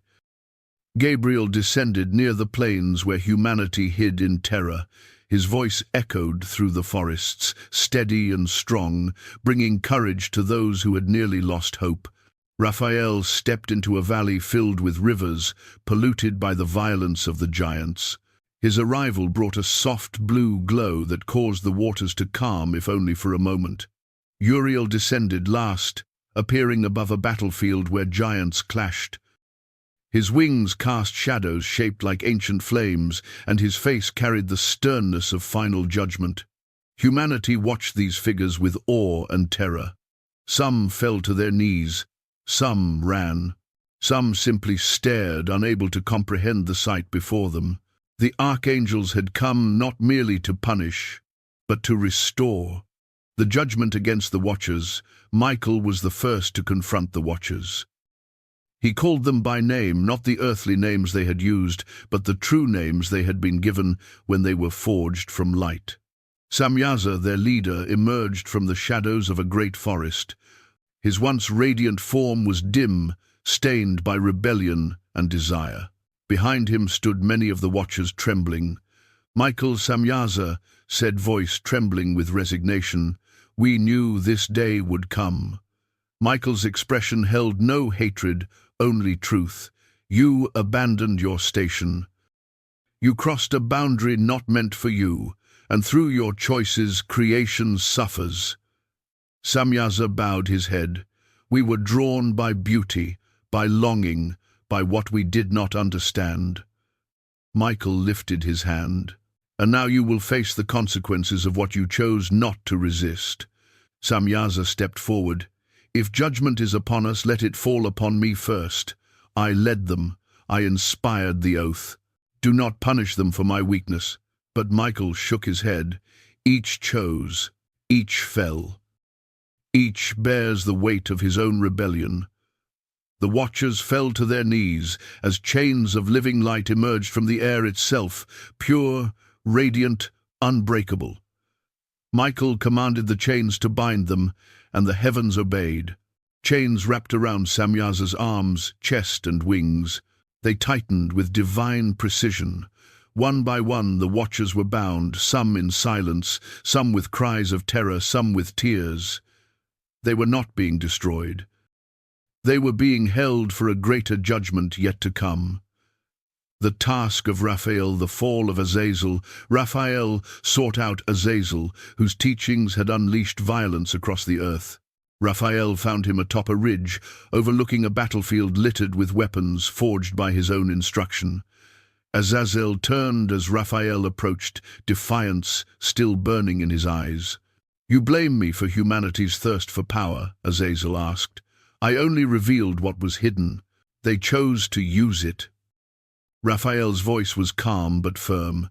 "You revealed what was forbidden. You twisted wisdom into destruction. You taught war to those who should have known only peace." Azazel smirked. "And now you will chain me, you will silence knowledge." Raphael stepped closer. "I will silence corruption." With a sweep of his hand, Raphael summoned chains, not of light, but of crystalline fire, glowing blue and white, pulsing with the power of healing, turned to restraint. They wrapped around Azazel, binding his arms, his wings, his voice. The moment the chains touched him, the ground trembled as though relieved of a great burden. Raphael spoke a divine decree. "You will be cast into the darkness beneath the earth, sealed until the day of judgment." Azazel struggled, but the chains tightened, and Raphael carried him toward the abyss, a pit deep in the earth where no light reached. Once Azazel was cast down, Raphael sealed the abyss with a stone that glowed like the heart of a star. Gabriel and the giants. While Michael and Raphael dealt with the Watchers, Gabriel faced an even more brutal task, confronting the giants. The Nephilim, enormous and violent, roamed the earth in tribes and clans. Some were so large that mountains served as their resting places. Their roars could be heard for miles. Their hunger was insatiable, their cruelty unmatched. Gabriel appeared before a gathering of giants in a valley scarred by their battles. They laughed when they saw him, a being much smaller in stature, though infinitely greater in power. One giant stepped forward, towering like a moving mountain. "You think you can command us?" the giant growled. Gabriel did not flinch. His voice rang out like a bell, clear and unshakable. "I do not come to command. I come to declare your end." The giants roared in fury and charged. Gabriel lifted his hand, and the air split with thunder. A wind unlike any seen before swept across the valley, sharp as blades, fierce as hurricanes. It struck the giants with divine force, sending them crashing to the ground. Some were crushed beneath falling stones. Some were torn apart by the wind. Some fell to their knees, trembling. Gabriel's voice rose again. "Your strength was born of rebellion. Your lives were shaped by corruption. The earth cries out for your destruction." And the giants fell one by one until their bodies lay silent across the land. Uriel and the warning of the flood. While the others dealt judgment, Uriel was given a different task: to warn the righteous. Uriel appeared to Noah, a man whose heart remained pure in a world of corruption. Noah had felt the weight of approaching disaster, but did not yet understand its scope. Uriel's presence filled the space with holy fire. "Noah," Uriel said, "the world will be cleansed. Water will come from the heavens and from the deep. The earth will be washed of violence." Noah trembled.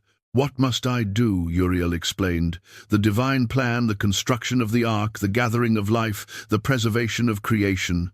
"You have been chosen," Uriel said. "Walk in obedience, walk in faith." And Noah bowed, accepting the burden of salvation. The Watchers are cast down. Once their children were destroyed and their influence removed, the Watchers were taken to a place of imprisonment. Michael, leading them, spoke a solemn decree. "Until the day of the great judgment, you will remain bound beneath the mountains, in darkness, without voice and without power." The earth opened. The Watchers were cast down. The mountains closed over them. Their voices faded into silence. The world prepares for cleansing, with the Watchers bound, the giants destroyed, and Noah warned creation began to shift toward the next phase. Clouds gathered, winds changed, seas stirred. The world was being prepared not for destruction alone, but for renewal. The archangels returned to heaven, their task complete. but the echoes of their actions would shape the destiny of humanity forever. For judgment was coming, a cleansing flood, a new beginning. But before the waters rose, humanity had one final chance to choose, and Enoch's writings would guide them through the darkness toward the light. Before the first raindrop fell, judgment had already begun. Heaven had watched the corruption of the world, the giants' violence, the betrayal of angels, and the suffering of humanity. Now justice would arrive, not as a whisper, but as a flood that would wash creation clean. Yet the story of judgment is not only about destruction, it is also about renewal, prophecy, and the promise of a world restored. To understand the end of that ancient age, we must walk beside Noah and see through the visions given to Enoch. Judgment does not arrive suddenly. It gathers like storm clouds on a distant horizon, quiet at first, almost invisible, but growing with every passing moment until the sky itself trembles. After the watchers were bound beneath the mountains and the giants fell, the earth did not return instantly to peace. The corruption left behind was deep, like roots twisting beneath the soil. Even without the towering presence of the Nephilim, humanity remained scarred by the knowledge the watchers had given them. Weapons still glinted in the sun. Sorcery still whispered in the shadows. Vanity and ambition still colored the hearts of men and women. The world was quieter, but it was not yet healed. It was wounded spiritually, fractured, morally shaken, and nearing collapse. The archangels had completed their judgment upon the rebellious angels and their monstrous offspring. But a greater judgment remained, one that would cleanse not only individuals, but the entire fabric of creation, the flood, the earth, before the waters. The days leading up to the flood were unlike any in human memory. Strange winds swept across valleys, carrying scents that did not belong to any season. The sun dimmed at unexpected hours, veiled by clouds that formed unnatural shapes. Rivers swelled as if trembling with anticipation, while animals moved with a sense of restlessness, migrating in patterns no one had seen before. Mothers held their children closer. Fathers scanned the sky with unease. Elders gathered in silence, whispering ancient prayers. People could not explain it, but they felt it. Something immense was coming, something that would reshape everything. Some remembered the warnings shouted by prophets, the whispers of divine wrath, the stories of angels who once walked among them. Others dismissed it all as superstition. But fear is older than reason, and fear moved through humanity like a cold wind. In the midst of this uncertainty, one man stood steady: Noah. The calling of Noah was unlike the people around him. While others surrendered to violence, greed, and distraction, Noah lived with humility and obedience. He treated his family with compassion, tended the land with care, and walked with a deep awareness that God was near. When Uriel had appeared to him, radiant, solemn, bearing instructions from the throne of heaven, Noah felt both terror and peace. "You have been chosen," Uriel had said. "The world will be cleansed. Prepare yourself. Prepare your household. Prepare creation." Noah did not argue. He did not negotiate. His faith did not require explanations. He listened, bowed his head, and accepted the task that would forever define him. The building of the ark began soon after. The construction of the ark. Noah's neighbors laughed when they saw him working. They mocked the scale of the project. The ark was enormous, far larger than any vessel built before. Its frame towered above the treetops. Its beams were cut with precision, guided by divine instruction. Its design seemed impossible for the people of that era, yet every stroke of labor brought it closer to completion. Some accused Noah of madness, others accused him of arrogance. A few asked questions until his answers made them uncomfortable. "I build what God has commanded," he said simply. But humanity had long stopped listening to God. Still, Noah worked tirelessly, his sons by his side. The sound of their hammers echoed through valleys. The smell of fresh-cut wood drifted on the wind. Animals watched from the trees as if sensing that their fate too was being shaped by these efforts. As the ark grew, signs grew with it. Storms appeared without warning. Lightning flashed across cloudless skies. The ground shook with gentle tremors. Flashes of light were seen on mountain tops where angels once stood. It was as though the world itself was groaning louder each day. Enoch's prophecy of 10 weeks. Long before Noah ever touched a tool, Enoch had been shown the destiny of the world in a vision from heaven. His prophecy divided human history into 10 great weeks, not measured by years, but by spiritual milestones. In the early weeks, humanity lived in innocence. In the middle weeks, corruption grew. In the later weeks, judgment and renewal awaited. The era of the flood belonged to the end of the early sequence, the moment when corruption reached its full height, when the foundations of creation were too fractured to sustain life. Enoch saw waters rising from the deep. He saw rain falling from the heavens. He saw mountains disappear beneath waves. He saw humanity swept away like dust. But he also saw a single family preserved, chosen not for strength, but for obedience. Enoch's prophecy did not end with destruction. It pointed to restoration, to a new world rising from the waters, to the promise that light would triumph even after the darkest storms. The cry of the animals. As the days grew nearer, something miraculous occurred. Animals from every corner of the land began moving toward Noah's home. Birds flew in flocks that darkened the sky. Deer emerged from forests. Lions padded across fields without hostility. Beasts that normally avoided humans approached Noah with calm eyes. Noah's neighbors were stunned. "This is unnatural," they whispered. "This is the sign of doom." Others trembled. Yet most still refused to believe. Animals entered the ark 2 by 2, guided not by Noah, but by instinct awakened by the maker of all life. It was as though creation itself understood what humanity did not. The last days, before the flood, Noah completed the ark under a sky heavy with judgment. The beams were sealed, the compartments prepared, the provisions stored. The animals were settled in their places. Noah's family gathered inside their hearts, trembling with both fear and faith. Outside, people continued laughing. They continued trading, feasting, fighting, and celebrating.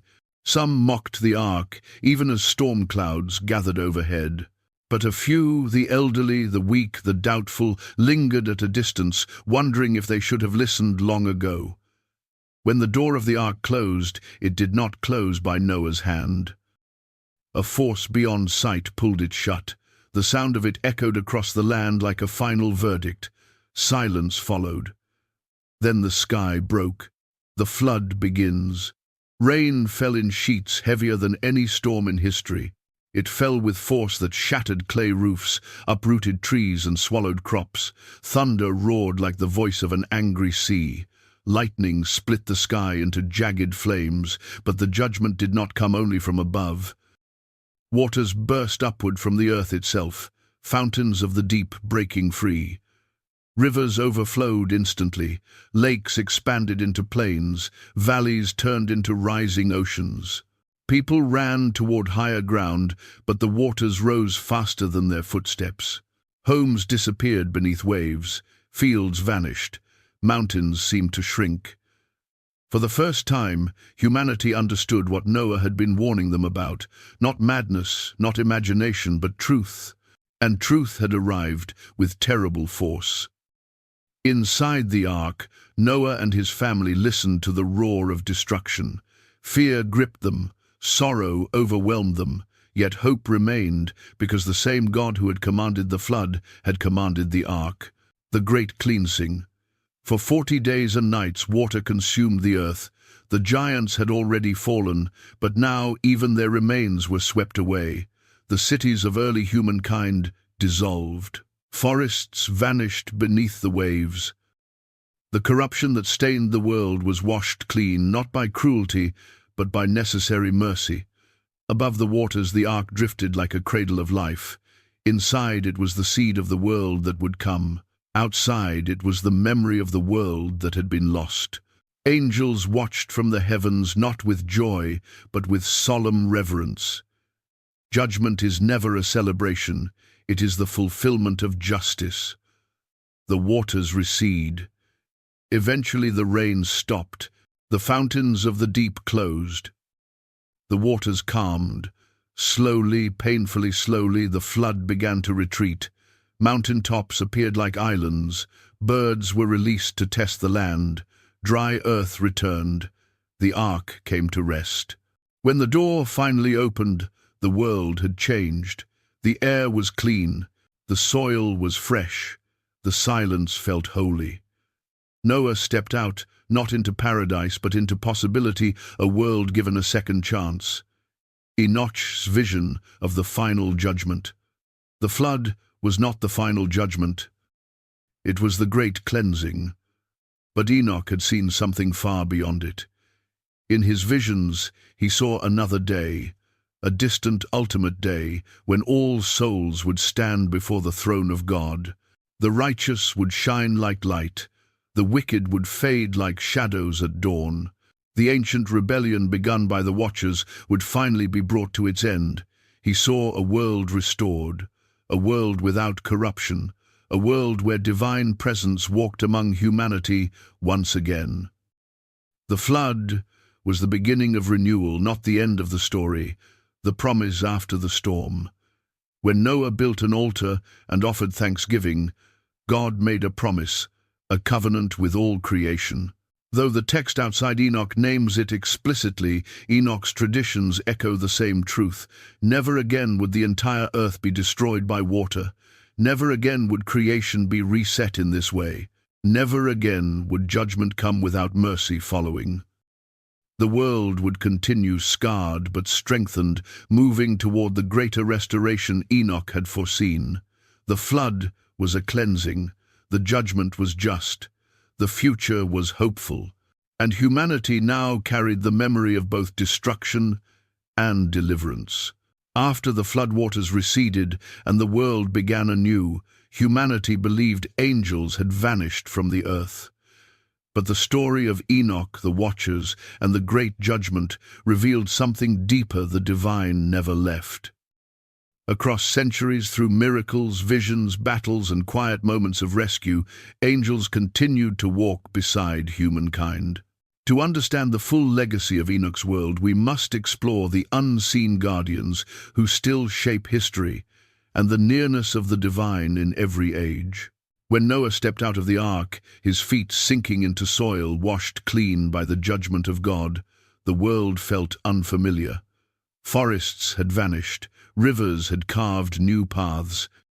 Mountains bore scars left by the turbulent waters. The air tasted pure again, yet heavy with memory. Humanity had been given a second beginning, but with it came the weight of a story it would never fully forget. The flood marked the end of the age of giants, but it did not mark the end of heaven's involvement in human life. For the story of Enoch, the Watchers, and the four archangels was not merely about a distant past. It was about the relationship between the divine and humanity, a connection that would continue to guide, protect, and challenge every generation. A world without giants, but not without struggle. In the new world, people rebuilt slowly. They planted fields, shaped tools, raised children, and relearned the rhythms of creation. They sought peace, but peace is not an inheritance, it is a discipline. Humanity carried scars inherited from the old world, the memory of violence, the temptation of forbidden knowledge, and the lingering echo of angelic rebellion. Yet God, knowing the fragility of human hearts, did not leave them alone.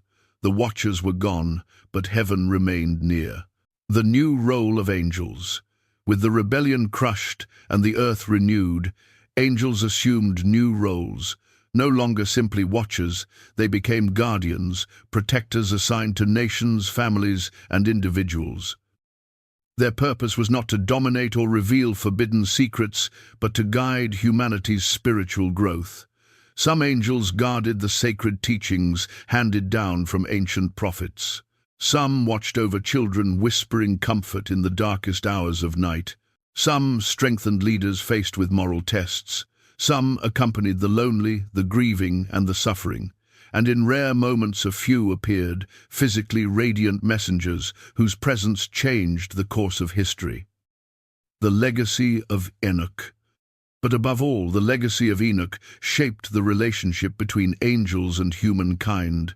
Enoch, taken into heaven without tasting death, became a bridge between the mortal and the divine. His writings, preserved across generations, reminded humanity that angels are not distant, heaven is not silent, judgment is not the end, divine presence is never far. Enoch became a symbol of intimacy with God, a reminder that even in the broken world, one person's devotion can reshape the destiny of nations. The story of Enoch spread across early civilizations in whispers. Tribes, passing through newly formed valleys, spoke of a man who walked with God. Elders told their grandchildren about the visions he witnessed. Prophets carried fragments of his teachings into distant lands. His story did not vanish. It waited quietly for the world to need it again. The appearance of angels in the new age. As the generations after Noah multiplied, angels continued to intervene at pivotal moments. They wrestled with patriarchs by rivers. They silenced lions in dens. They appeared in flames that did not consume. They stood beside soldiers facing impossible odds. They comforted women in grief and strengthened prophets in exile. Unlike the Watchers, these angels acted within divine boundaries. They did not teach forbidden knowledge. They did not corrupt. They did not yield to temptation. Their presence was always purposeful, always aligned with the will of God. Some appeared in human form, their radiance hidden beneath ordinary features. Others revealed themselves in blinding light that drove people to their knees. A few spoke only through dreams, guiding the faithful with whispered truth. To those who encountered them, angels were both terrifying and beautiful, a reminder that the distance between heaven and earth is thinner than people imagine. A battle. Unseen, the war between light and darkness. Though the giants had been destroyed and the Watchers imprisoned, their legacy left behind shadows, spiritual remnants that would continue to influence humanity. These forces tempted the weak, whispered lies to the ambitious, and inspired violence in the hearts of the corrupt. Thus began the unseen war. The struggle between light and darkness fought not with earthly weapons, but with choices, intentions, and spiritual resilience. Angels became warriors in this hidden conflict. They strengthened the righteous. They protected the vulnerable. They opposed the forces that sought to corrupt the world again. Humanity rarely saw these battles, but they felt the effects. The sudden calm that comes in a moment of panic, the unexpected courage to resist temptation, the protection from danger that defies explanation, the comfort during grief that feels like a warm embrace. These were not coincidences. They were interventions, stories of angelic rescue across the ages. As centuries unfolded, stories of angelic encounters multiplied across cultures. Travelers lost in deadly storms reported a stranger guiding them to safety before disappearing. Warriors described seeing radiant figures blocking arrows or turning the tide of battle. Children spoke of glowing beings comforting them during illness. Prophets recorded visions in which angels revealed truth, warned of danger, or delivered messages of hope. Even in modern times, accounts persist.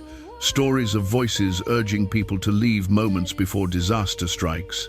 Stories of strangers who appear briefly during accidents or crises and then vanish. Stories of dreams that bring clarity and protection. Across continents, across generations, these stories share common themes: light, strength, comfort, and the unmistakable sense that humanity is not alone. The return to Enoch's cosmic vision. What makes the story of Enoch so extraordinary is not merely the fall of the Watchers or the rise of the giants. It is the cosmic vision he witnessed, a vision that spans ages, realms, and destinies. He saw the architecture of the heavens. He saw angelic armies preparing for future battles. He saw the final judgment when truth would swallow darkness and the world would be restored. He saw a time when nations would rise and fall, kings would forget humility, humanity would again drift toward chaos, divine intervention would return with power. But he also saw hope, an eternal hope rooted in the nearness of God. Enoch's writings became a lens through which later generations understood angels not as distant guardians, but as active participants in the story of creation. The divine still walks among us. Even today, the legacy of Enoch reminds modern people, Americans, Europeans, and all nations that the spiritual world is not a myth, it is a dimension woven into daily life. The divine draws near in unexpected places, a feeling of peace during tragedy, a voice of warning before danger, a miracle that defies logic, a sense of presence during loneliness, a moment of clarity after confusion. Angels do not always reveal themselves with wings or radiance. Sometimes they appear as strangers, sometimes as intuition, sometimes as dreams, sometimes as the quiet strength that pushes a broken person to stand again. Heaven has never abandoned the earth. The future promised by Enoch saw beyond his own time. He saw beyond the flood. He saw beyond the rise and fall of empires. His final visions were of a world restored, a world where justice reigns, evil is silenced, suffering ends, creation is renewed. God walks among humanity again. He saw a future in which angels once more appear openly, not to judge, but to celebrate the healing of creation. The story that began with rebellion would end with restoration. The story that began with giants tearing the world apart would end with divine peace. The story that began with forbidden knowledge would end with perfect wisdom. The final truth of the Book of Enoch. The story of Enoch teaches one central truth. Heaven is near, closer than breath, closer than memory, closer than fear. The fall of the Watchers proved that even angels can stray. The rise of the giants proved that power without holiness destroys. The flood proved that God will not allow corruption to rule forever. The archangels proved that justice is real. The visions of Enoch proved that destiny stretches far beyond this lifetime. But the guardianship of angels proves something even greater, that humanity is never abandoned. In every age, in every land, in every quiet moment of struggle or hope, the divine stands beside us, unseen but active, watching, guiding, and waiting for the day when the story comes full circle. The Book of Enoch is not merely an ancient text. It is a mirror held up to the universe, reflecting the unseen, reminding us of our place and whispering that the story of heaven and earth is still being written. And within that story, every soul has a role. Every choice has weight. Every generation is watched over. For the angels still walk among us, and the divine is closer than we dare to imagine.